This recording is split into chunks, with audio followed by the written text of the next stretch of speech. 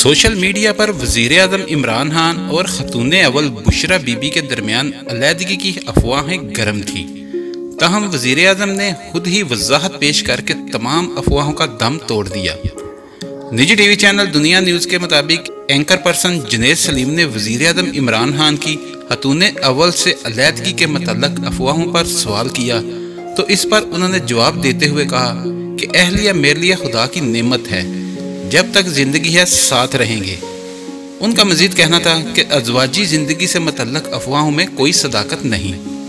वाज़ेह रहे कि कुछ अर्सा कबल एंकर पर्सन नजम सेठी ने प्रोग्राम में बताया था कि बनी गाला में झगड़ा हो गया है, जिसके बाद से सोशल मीडिया पर क़यासराइयाँ जारी थीं कि वज़ीर-ए-आज़म और ख़तून अव्वल की अलहदगी हो गई है, मगर इसमें कोई सदाकत नहीं।